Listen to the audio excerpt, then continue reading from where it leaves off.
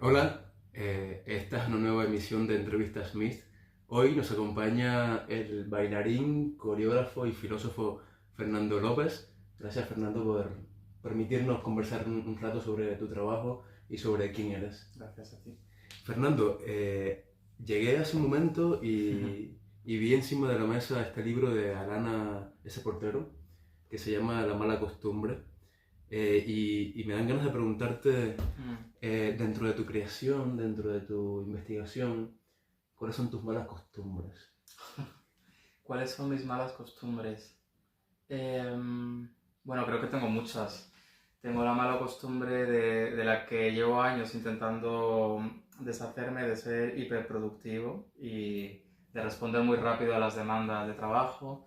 Y eso a veces lleva a consumir los plazos del proceso creativo muy rápido. Em, lo cual hace que siempre quede como ganas de explorar aquello para lo que no hubo tiempo en una creación, ¿no?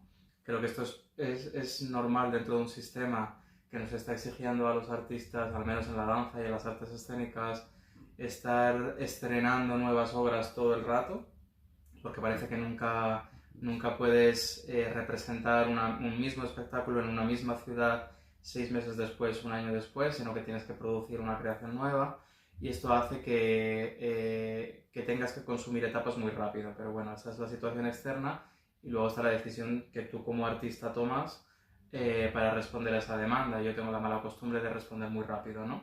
Entonces esto hace que tengas siempre una sensación de necesitar seguir investigando, seguir experimentando en una nueva creación, porque ha habido como un espacio y un tiempo de apertura, de curiosidad, de juego, que he condensado en muy poco tiempo en ese proceso de creación y que me ha dejado muchas preguntas abiertas que he descartado.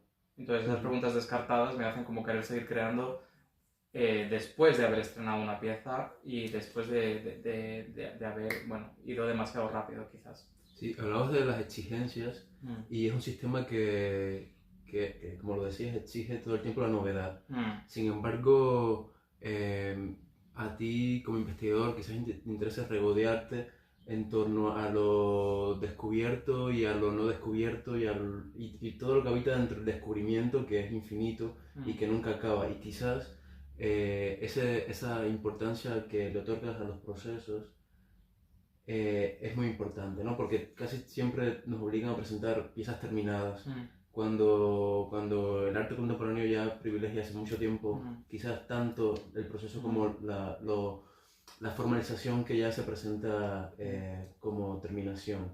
¿Cómo entiendes el proceso y cómo lo eh, manejas dentro de este sistema tan productivista? Bueno, es lo que te comentaba. Creo que hay una parte que uno aprende con el oficio que tiene que ver con saber qué tipo de decisiones tiene que tomar para producir un espectáculo que pueda ser bien recibido, según también en qué contexto lo vas a presentar, quién te lo pide y demás. Aflojas más digamos, una estética más experimental y potencias otra más pedagógica u otra más tradicional u otra más de espectáculo. Eso yo lo he ido aprendiendo a base de crear muchas piezas, justamente. Has ido aprendiendo a ser un camaleón. Sí, eso sí, claro. Y a reciclar mucho las ideas y las preguntas que me interesaban en diferentes formatos. Formatos escénicos, en formatos de investigación, en formatos de conferencia bailada, en traducir ese proceso artístico en un artículo que pueda ser publicado en una revista universitaria y al revés, en reciclar todo el material que yo he podido encontrarme y asimilar en una investigación teórica y llevarlo a la práctica en un taller. En todos esos formatos, bueno, que son muy Claro, distintos. pero entendemos que la práctica es teórica y la teoría es práctica. Sí, totalmente, claro. Por eso hay esa posibilidad de traducción. Cada uno de esas prácticas y de esos formatos tiene características propias, pero al final digamos, el material es el mismo. Simplemente estás como traduciendo y si precisamente lo teórico es práctico y viceversa, es porque estas traducciones se pueden producir, ¿no? Y estas ampliaciones desde un ámbito y desde otro se pueden generar. Fernando, eres doctor, te doctoraste en estética Sí, en la Universidad París 8 eso en es. 2019, si mal no recuerdo. Quería preguntarte cómo entiendes la estética dentro de tu trabajo personal como creador. Hoy, después de estudiar ese proceso tan Mm, académico, mm, para ti, ¿qué es lo estético y cómo lo relacionas con tu mm. trabajo? Bueno, la estética para mí tiene que ver con la conexión entre algo muy sensible y muy particular que trabajamos y ofrecemos como artistas, en mi caso desde el cuerpo, desde la música y desde todos los elementos que acompañan una creación escénica, con algo que es mucho más abstracto, que es más conceptual, que es del orden de una idea, que es del orden de una reflexión abierta, que es del orden de, bueno, de algo que trasciende lo material y lo sensible y lo individual y lo único de un gesto, de un movimiento y demás. Entonces, para mí la estética es esa circulación entre lo particular y lo abstracto, entre lo particular y lo general, entre algo que te toca a ti de manera sensible y muy única y algo que les puede tocar a los demás porque han tenido vivencias parecidas o inquietudes parecidas, porque pueden conectar con ello por la condición humana. Yo creo que es fundamental que pensemos una y otra vez en eso que dices de lo sensible, Mm. porque a mí me gusta pensar la estética y lo estético desde un sentido originario del término, ¿no? Pensando en Baumgarten, pensando Ah. en esa, como él la denominó, como una ciencia de la cognición sensible. Mm. Lo que pasa es que luego eso que entendemos como arte ha pervertido mucho la noción Mm. en mi apreciación y luego la ha parcelado de una manera muy pequeña, ¿no? Mm. Muchas veces seguramente te ha pasado que conversando con creadores y creadoras hablan de lo estético como si todavía pensáramos lo estético como lo bello o Sí, como sí. lo feo, o sea, esas dicotomías, esos binarismos que son muy parcelados y muy pequeños, ¿no? Mm. Cuando la estética puede estar presente desde muchas perspectivas. Mm. Sí, es reducir la estética a una rama muy, muy pequeña de la estética que es la calística, que es el estudio de lo bello y de la combinación de formas y de las diferentes categorías que existen para etiquetar de alguna manera las experiencias estéticas que uno vive de manera sensible, pero efectivamente el campo de la percepción y de la sensibilidad son mucho más amplios, ¿no? Y no se reducen en absoluto ni siquiera en el arte al estudio o a la aplicación de categorías o reflexiones sobre lo bello, sobre lo sublime, que es otra de las categorías Ujú. románticas y posrománticas que se utilizan, ¿no? ¿Eres bailarín, bailador? Hmm. Eres también coreógrafo y filósofo también, porque has estudiado un grado en filosofía Hmm. en la Complutense. Hmm. ¿Cómo haces para hacer tantas cosas? ¿Es contradictorio hacer tanto o para ti funciona como un conjunto de posibilidades? Pues esta es la gran pregunta de mi vida. No funciona de manera orgánica, es decir, no funciona de manera espontánea en el sentido de ¿Es que... impuesto? No, no, no, en absoluto. Ah, vale. Que yo esté interesado por toda la reflexión filosófica muy abstracta, muy intelectual de la filosofía y al mismo tiempo muy interpelado desde lo sensible, desde el cuerpo, por la danza y otras formas artísticas, no son impuestas, son necesidades que a mí me brotan desde además muy pequeño y con muchísima fuerza. Y siempre me ha pasado esto, ha habido muy pocas cosas que he tenido claras en la vida, pero las que he deseado las he tenido muy claras, ¿no? Y ¿Cómo entonces, cuáles? bueno, como el deseo de bailar, por ejemplo, como el deseo de investigar estos filósofos que yo empecé a conocer en el instituto. A mí me gustaba muchísimo escribir y Menciona algunos. bueno, yo creo que, fíjate, yo soy muy clásica en eso, pero yo creo que el que me hizo muchísimo catacroc fue Kant. Cuando me explicaron a mí, Eres una fanática de Kant. era una fanática de Kant, pero a unos niveles, y creo que hay mucha parte de mi personalidad que sigue estando ahí, porque verdaderamente, aunque es un filósofo clásico, fue tan sistemático y abarcó de una manera tan general muchos aspectos que luego otros filósofos se han dedicado a deconstruir con acierto y a mejorar, a matizar o a contradecir, que para mí sigue siendo como una de las grandes referencias, ¿no? Pero fue como... Hay una frase de Kant que dice: solo hay dos cosas que me hacen quitarme el sombrero. Una de ellas es el cielo estrellado sobre mí, que tiene que ver con esta sensación de inmensidad del Y de cosmos pequeñez. y de pequeñez de uno mismo, y la otra es la ley moral en mí, como esa fuerza de la ética, de la justicia, que a mí también me brota, ¿no? Que a mí también me hace vibrar.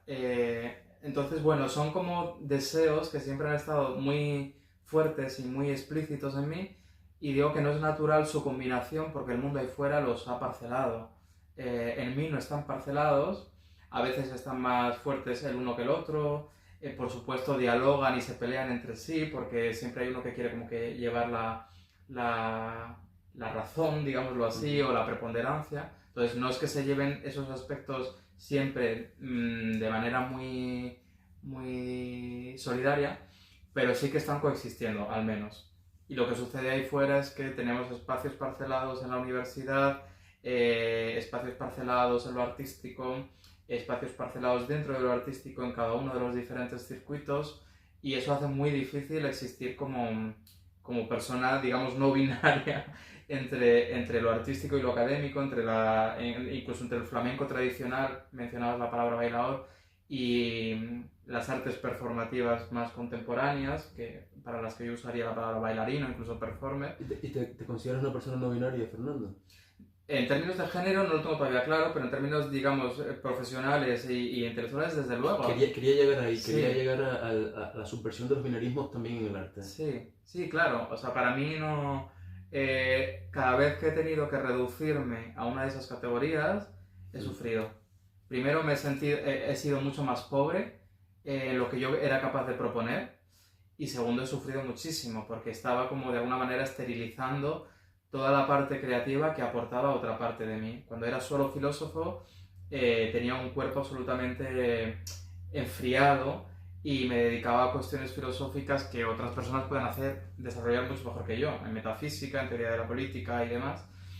Y tenía enfriada toda esa reflexión que venía directa de la práctica artística y del cuerpo. Y al revés, cuando por pocos periodos he intentado como centrarme únicamente en el baile por baile, en ser, digamos, un artista que no articulaba otro tipo de pensamiento desde el cuerpo, pues también me he sentido muy incapaz de hacerlo y me ha aburrido muy rápido.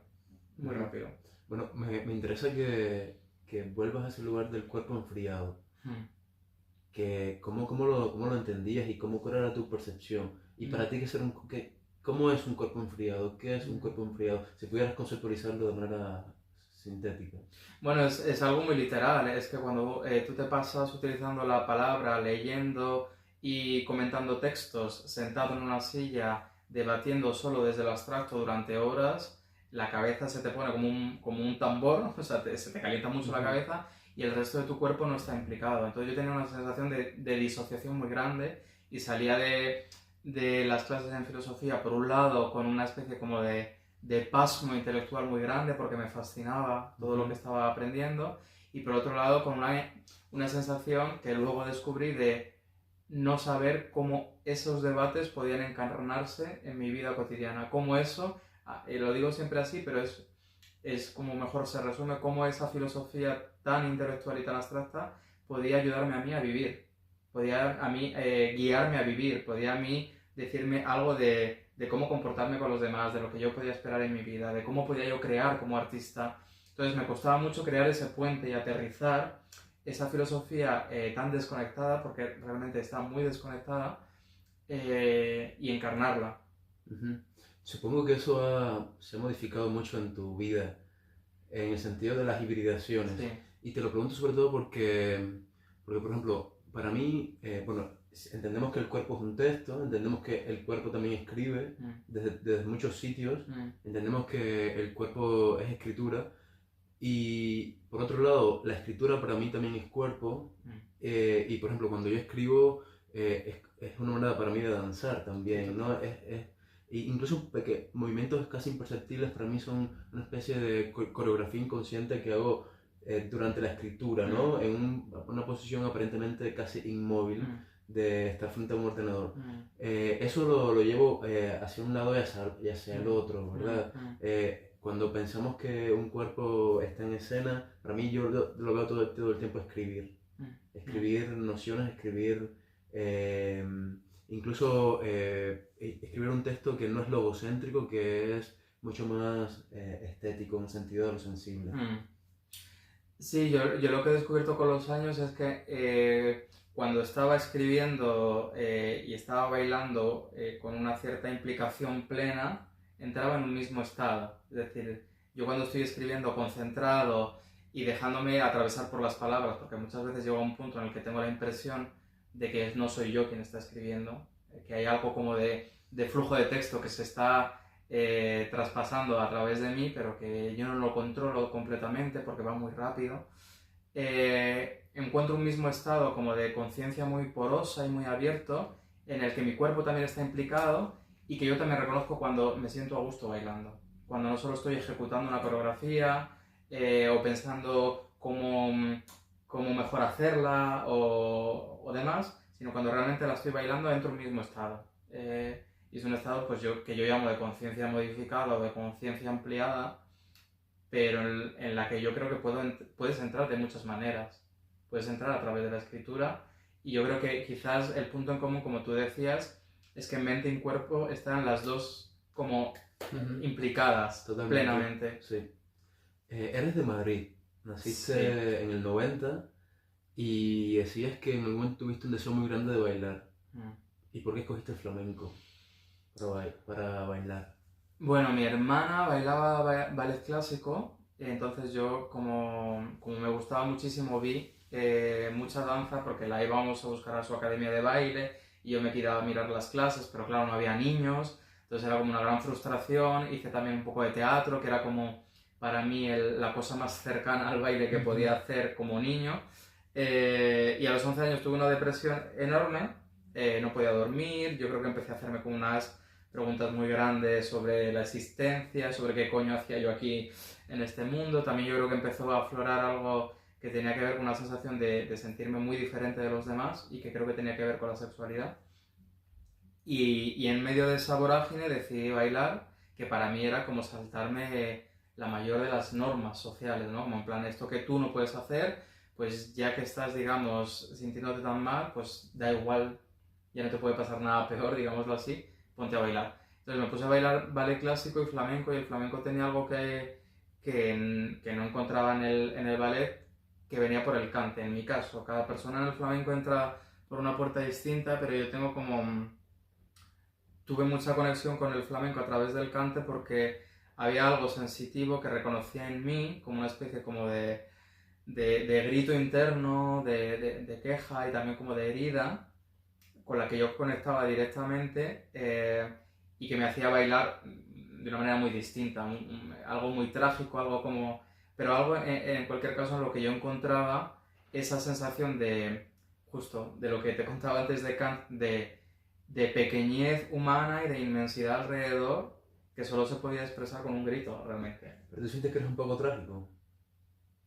Me voy me voy mejorando con los años. ¿Verdad? Me voy mejorando con los años, pero vengo de ahí. Vengo de ahí. De hecho, hay periodos porque, claro, mis espectáculos tienen músicas muy diferentes, no sé qué, no sé cuántos, y por periodos puedo pasar varios meses escuchando muy poco flamenco o nada de flamenco. Y de repente reconecto con el cante y hay algo que sigue ahí, como muy activo, que me conecta con una condición humana que para mí sí que la siento como trágica. No sé si lo es, pero la siento como tal. Sí.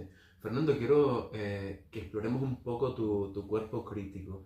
Si entendemos que lo crítico viene de crisis, ¿no? También. Quiero preguntarte por varias crisis, si las tuvieras. Quiero preguntarte si estás ahora mismo en una crisis relacionada con el ser bailarín o con ser bailador. ¿Cómo lo estás manejando? No, pero eso fue una crisis que pasé. Eso. Yo terminé, digamos, mi formación como bailador con un título que daba la Cátedra de Flamencología de Jerez, pues con 19 años. Seguí 3 o 4 años formándome con diferentes maestros en una escuela muy conocida de Madrid que se llama Amor de Dios, y ahí estaba como completamente imbuido en ese sistema flamenco, rodeado de compañeros, de maestros, y yo mismo desarrollando ese tipo de flamenco tradicional en dispositivos de tablao o de cosas así. Y ahí sí que se me empezó a generar una incompatibilidad, porque era mentir para mí. Es decir, era algo que a mí no me importaba bailar. De hecho, con el tiempo he descubierto que mi gran problema no tenía que ver tanto con bailar flamenco tradicional encima de un escenario, sino con que eso era lo único que yo podía hacer y me aburría, y sobre todo con el ambiente que se generaba alrededor. Disculpa que te interrumpa, pero ¿tienes problema con el aburrimiento? Pues se ve que sí, porque ya lo he nombrado varias veces, sí, Sí. evidentemente, sí. Pero, ¿y no crees que el aburrimiento también tiene una potencia increíble para crear? El aburrimiento como posibilidad de contemplación, como Sí, sí. subversión de la productividad, Sí, digamos. sí. Lo has pensado seguramente. Claro, entonces a lo mejor no es la palabra... Sí, porque yo estoy ahí permanentemente, pero... Te produce tedio, Tedio, las sí, rutinas, tedio. digamos. Sí, la palabra a lo mejor no es aburrimiento, tiene que ver con tedio de repetir algo que ya has hecho muchas veces, y también yo creo con el no identificarte completamente con ello, que también tiene que ver mucho. Es decir, a mí hay cosas que sigo repitiendo 20 millones de veces y me las sigo viviendo de manera muy plena, y hay otras en las que yo no me siento completamente cómodo, también por la reacción del público, por el entorno en el que hay que bailar cuando haces flamenco contemporáneo, por cómo te tienes que vestir, por la manera que tienes que performar el compañerismo, que es muy determinada y que a mí me parece muy impostada. Bueno, todo eso hacía que efectivamente hubiera tedio. Quizás no tanto efectivamente por el aburrimiento, sino por el no identificarme completamente. El no identificarme. Acabas de mencionar un sintagma, flamenco contemporáneo. ¿Cómo lo entiendes? Bueno, es otra de estas palabras que cada artista la entiende de otra manera, o sea, de una manera distinta.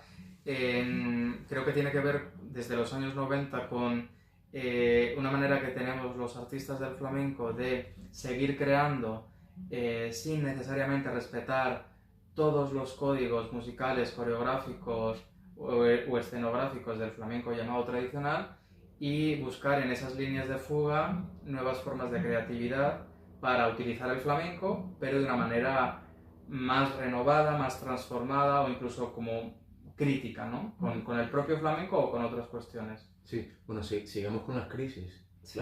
La crisis en torno al flamenco, ¿cómo se ha producido en ti? Bueno, claro, es una crisis que se me produjo, como te digo, en este momento. Yo creo que se agravó mucho. Yo me fui a vivir a Francia con 21 años, justo después de terminar todo este proceso de aprendizaje. Claro, porque fuiste a hacer un máster. Fui como estudiante Erasmus de intercambio. Sí. Y me quedé.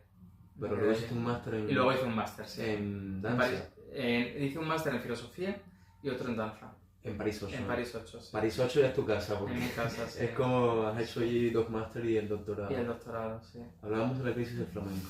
Claro, yo creo que se agravó porque cuando me fui a Francia empecé a dar muchas clases de flamenco, y curiosamente el flamenco que se espera de ti en Francia, salvo en determinados contextos muy específicos, es un flamenco muy cliché.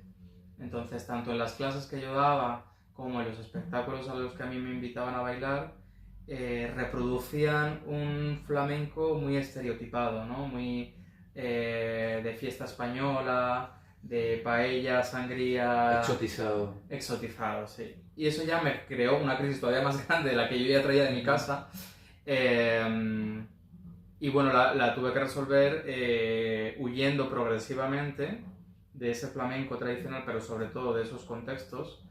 Y es algo que me ha llevado mucho tiempo como digerir. Yo ahora siento que la cuestión del flamenco la tengo muy bien colocada, pero ¿En qué lugar colocada? En un lugar en el que he identificado que, bueno, lo que te he contado antes, que el problema para mí con el flamenco no es el flamenco, sino la imposibilidad de ejercerlo de una manera creativa. Es decir, yo dedico 28 horas al día al flamenco.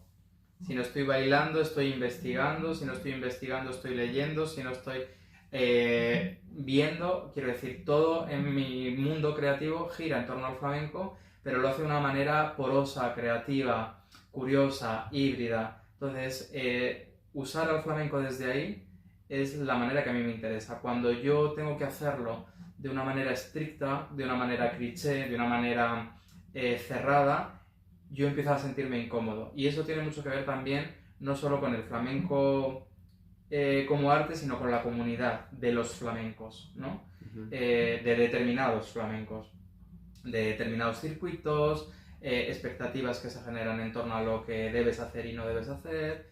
y la solución que he encontrado para no contaminarme de esa estrictura, de esa cerrazón, es apartarme completamente. Entonces me he quedado con los flamencos que son como yo, que son artistas raros, que son artistas marginales, que son artistas muy contemporáneos, que son artistas que investigan, que se forman, que conciben el flamenco de una manera mucho más amplia, y con ellos he creado como una especie como de constelación o de comunidad que siempre a mí me faltó, porque los compañeros que yo tenía a mi lado era muy raro. O sea, yo por contarte una anécdota, y te resultará más cómica si ves Imágenes de Amor de Dios, que es una escuela llena de retratos de bailadores, que solo se oye zapateado, que es todo muy de película, de flamenco, lleno de estudios donde la gente va a tomar clases. Yo llegaba a mis clases con la fenomenología del espíritu de Hegel en el brazo, porque venía de la universidad. Entonces era ese choque, bueno, de sentir que estás en tu contexto y que al mismo tiempo te tienes que adaptar a unas formas que no son las tuyas. Sí, mencionaste la palabra incomodidad. Y quería preguntarte, dentro del flamenco tradicional, ¿qué prácticas te hacen sentir incómodo? Dentro del flamenco tradicional, bueno, por supuesto, la cuestión del género es una cosa que a mí me hacía sentir muy incómodo. Unos roles muy diferenciados entre lo masculino y lo femenino. Tener que performar un hombre macho que forma parte también de mi gestualidad y que ahora yo saco a pasear cuando me apetece, pero tener que performar ese hombre macho todo el tiempo me generaba mucha desazón, sobre todo cuando sentía que estaba generando deseo en espectadoras mujeres, que eso me ha pasado, especialmente en Francia, que luego generaban como, bueno, pues como esta heterosexualidad pretendida en la que tú te supones que eres un hombre macho heterosexual y que, bueno, que puedes jugar ese rol, o incluso cuando tenía que performarlo con otra bailadora en el escenario, ¿no? Como bailando una sevillana o en una coreografía de dúo. Eso me incomodaba muchísimo.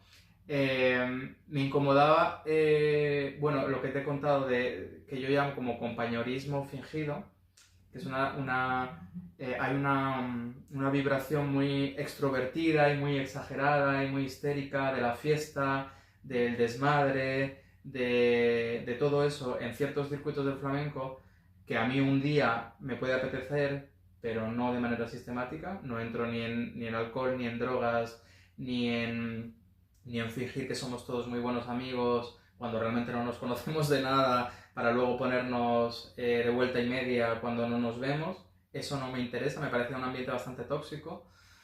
Y bueno, también esta reproducción del cliché que hacía del flamenco pues como una tarjeta postal, una carta postal, que muchas veces, bueno, era casi ridículo, ¿no? Por mucho que uno intentara llevárselo a algo más profundo, más emocional, a veces era difícil, no por los compañeros y por el flamenco mismo, sino porque estabas actuando, pues eso, en una fiesta española, estabas actuando en un tablao con turistas, estabas actuando respondiendo a las expectativas de ese tipo de espectáculos. Bueno, pues básicamente eso.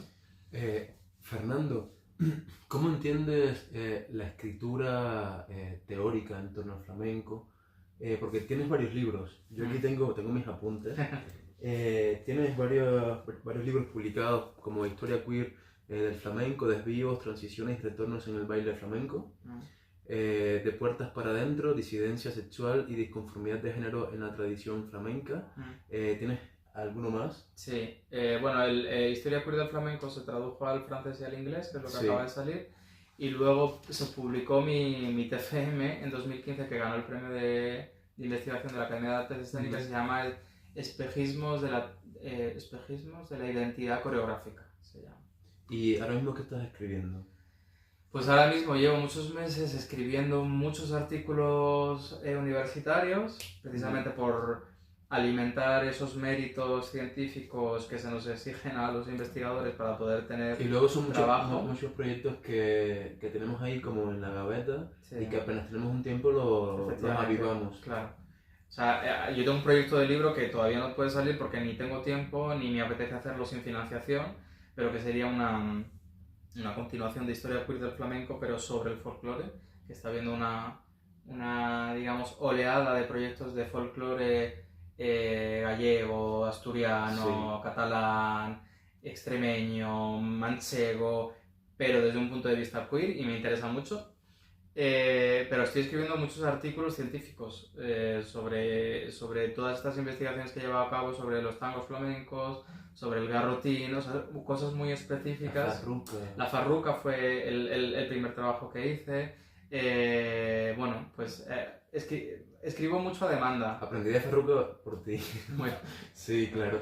Y en este sentido, ¿cómo entiendes la investigación en arte?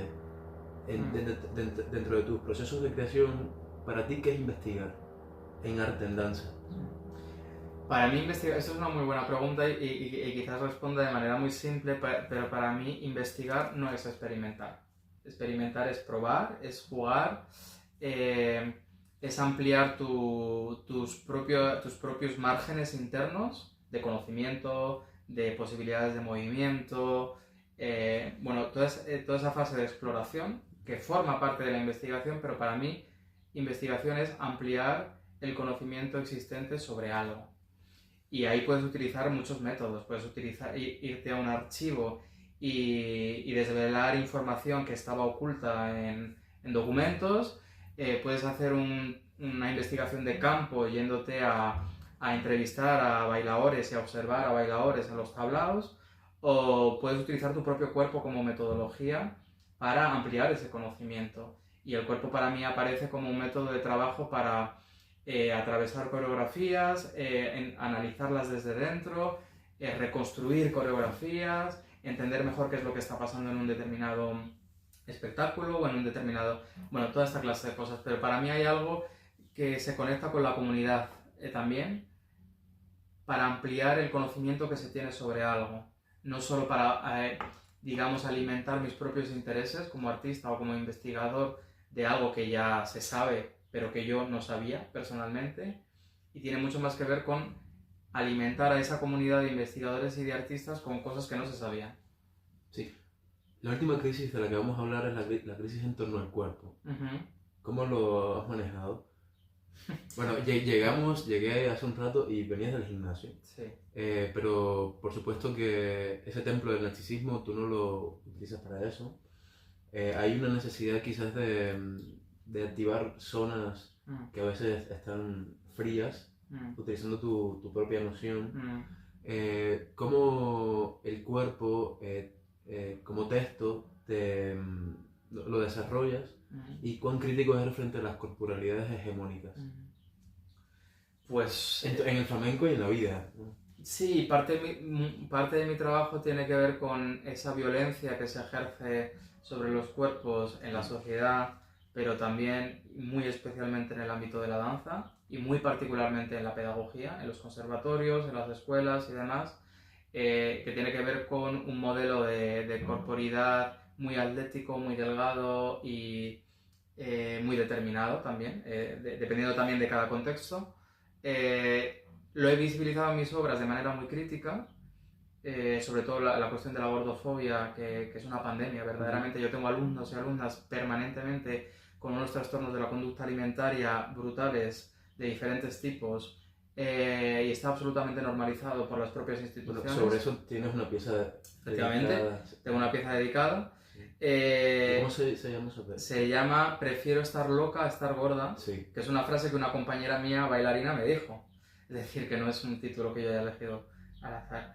Prefiero estar loca a estar gorda. Bueno, pues ¿qué pasa? Que yo soy muy crítico, pero yo también vivo procesos. Y dentro de estos procesos yo he hecho mucho trabajo terapéutico sobre la imagen corporal, sobre lo que significa por trabajo estar exponiendo tu cuerpo permanentemente, y tengo periodos en los que me siento más cómodo, tengo periodos en los que me siento menos cómodo. Desarrollé, igual que todos mis compañeros, un trastorno de la conducta alimentaria por atracón brutal, que no es ni anorexia ni bulimia, pero sigue siendo una distorsión en tu percepción que hace que yo jamás esté contento con mi propio cuerpo. Esa es la realidad. Y lo voy manejando como voy pudiendo, muy acompañado pues por terapeutas, por nutricionistas y con idas y venidas, con, digamos, con momentos en los que ese pensamiento body positive y no sé qué, lo veo más instalado y como no, que no le doy tanta importancia, y momentos en los que por la propia ansiedad del sistema, de la exposición pública y tal, pues se me activa muchísimo. Entonces, digamos que no lo tengo en absoluto solucionado desde un punto de vista personal, pero sí tengo muy clara cuál es mi posición al respecto. Yo creo que ya es tarde para eliminarlo por completo, porque lo vivo desde los 11 años. Y me han machacado mucho con ese tema, no necesariamente de manera directa, pero por toda esa contaminación ambiental que hay sobre lo que tiene que ser un cuerpo de bailarín. Y yo ya, para mí es tarde, pero no quiero que sea tarde para las nuevas generaciones. Entonces mi posicionamiento es muy claro. Yo a lo mejor no voy a desarrollar una relación sana con mi propio cuerpo, con su imagen, o con la nutrición, o con el deporte y la compensación a través de la actividad física. O por momentos sí, por momentos no, no lo sé, pero desde luego quiero que esto sea algo que tengamos muy claro como profesores, como coreógrafos y como personas que hablamos todo el rato sobre el cuerpo de los demás, para erradicarlo completamente, porque es un grandísimo problema. Quería preguntarte, Fernando, sobre una investigación en particular, porque tengo entendido que desde 2009 fundaste, podemos llamar esa, podemos decirlo así, un propio proyecto de creación, no sé si tiene nombre. Sí, sí. Bueno, mi nombre. Tu nombre, Sí. sí. Y has desarrollado más de una decena de investigaciones, de piezas que has puesto en medio mundo, tal vez. Pero quiero que hablemos quizás de no sé si de la última, pero de las últimas, que se llama Flamenco Negro. ¿Cuál ha sido la necesidad primaria de esta investigación? Porque también está relacionada con Cuba, con La Habana, con un tipo de práctica también danzaria y musical. Quiero que me hables de ella y en qué estadio se encuentra. Pues este proyecto, que se llama Flamenco Negro, está centrado en un cante y un baile flamenco de origen afrocubano, que se llama tangos, igual que el tango argentino, que también tiene su origen en los tangos afrocubanos. Y llegué a ellos por... Los tangos afrocubanos, los argentinos.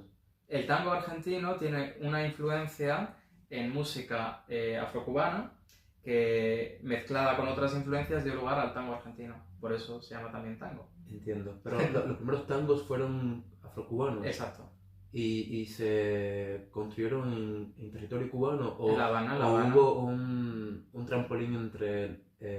No, fue en Cuba. Ah, Sí. La primera vez que existió un tango fue en Cuba. Exacto. Vale. Bueno, es muy loco, ¿no? Porque había muchas cosas que me interesaban. Y disculpa que te interrumpa, pero me llama muchísimo la atención. ¿La palabra tango qué significa? Pues tango, originariamente, como todas las palabras en castellano que tienen el sufijo ango, tango, fandango, tanguango, son originarias de lenguas africanas, es un sufijo africano, y creo que originariamente tango significa reunión de negros. Vale. Reunión o fiesta de negros. Vale. Bueno. Y lo que me interesaba, bueno, yo he trabajado mucho sobre ciertos estilos musicales flamencos muy ligados a los cabarets de principios del siglo XX, y los tangos eran uno de ellos. Entonces había trabajado, como has dicho, sobre la farruca, sobre el garrotín, y están muy emparentados con los tangos que ya se sabe, porque ha habido muchos musicólogos que han trabajado, que tenían origen afrocubano. Pero la dimensión que a mí me interesaba más, aparte de esa circulación entre España y Cuba, pero también otros países de Centroamérica y Latinoamérica, tenía que ver con que era un baile originariamente cantado por personas esclavizadas, afrodescendientes. Entonces toda la dimensión de la racialización me interesaba muchísimo explorarla, y también que era un baile con una connotación sexual muy fuerte. Como yo trabajo siempre sobre cuestiones relacionadas con el género y la sexualidad, me parecía que era una brecha de investigación muy importante para mí. Y a raíz de eso empecé a construir esta investigación, de la que ha salido un espectáculo que se titula Flamenco Negro, que estamos moviendo bastante. Y la investigación, bueno, te contaba el otro día que había terminado de redactar un primer artículo científico sobre esta investigación, pero es una investigación que está iniciándose, es decir, el espectáculo realmente recoge casi la sinopsis únicamente de la investigación. La investigación con la que pude visitar La Habana y recoger muchos archivos tiene todavía muchas etapas. ¿Qué descubriste en La Habana? Bueno, pues aparte de muchísimas partituras, también de que había habido un borrado del tango y de esta historia en la propia Cuba, es decir, que era una historia desconocida. Porque esos tangos ya no se escuchan en La Habana. No se escucha. Lo más parecido son las habaneras, que son una versión más lenta y más dulzona y romántica de los tangos, pero que ni siquiera se llamaban habaneras en Cuba, en fin. Lo que descubrí también es el tango congo, que es una versión de estos tangos que, según lo que tengo entendido por lo que he descubierto, existían en Cuba durante todo este desarrollo del siglo XIX y se empezaron a poner de moda, especialmente en la zarzuela cubana, con la independencia de Cuba. Y hay un montón de tangos congos que se aproximan cada vez más a la rumba cubana y que tienen siempre temática sexual y amorosa, pero con el estereotipo del negro. Un estereotipo del negro que siempre es infravalorado, retratado como o un criado, o alguien muy vago, alguien de baja estofa. Entonces me dio la impresión, me dio una información sobre esa nueva configuración del tango en Cuba, pero también sobre algo que yo no me había planteado. Desde mi perspectiva, yo pensaba que el tango se había reído de los negros y ridiculizado de los negros al llegar a España. Tenemos un montón de letras hablando de los esclavos negritos en Cuba, pero no había pensado que en la propia Cuba también había esa distinción de clases y ese racismo hacia las personas negras, y que también allí las personas antiguamente esclavizadas y negras formaban parte de una clase social infravalorada, y que eso también se traducía en la propia música cubana. No solo cuando la música cubana llega a España, sino también en la propia Habana esto sucedía. Sí, y desde el hoy, ¿cómo estás mirando esa información? ¿Cómo estás poniéndolo en los ambientes contemporáneos? Bueno, desde la denuncia, digamos, primero un ejercicio de memoria histórica, de decir de dónde viene ese flamenco que se considera arte español y patrimonio inmaterial de la humanidad. Bueno, pues desde influencias coloniales en gran parte, porque los tangos es un palo absolutamente fundamental en el flamenco y tiene origen afrocubano. Por un lado, una cuestión de memoria histórica y poscolonial, y por otro lado exponer la violencia y el racismo que prosiguió hacia las personas racializadas, y busco estrategias artísticas para hacerlo de una manera que no resulte especialmente violenta para los espectadores, porque la violencia de las letras es tan fuerte, sin necesidad de reforzarla, que el dispositivo escénico tiene que ofrecerlo casi con estrategias de humor o con estrategias de una neutralidad gestual, en la que lo único que se hace es exponer esas letras, bailar esas canciones, y la violencia emerge por sí sola. También porque vivimos en un momento en el que poco a poco esa conciencia postcolonial y antirracista está emergiendo. Entonces creo que el público ya está ligeramente sensibilizado a poder recoger esas informaciones.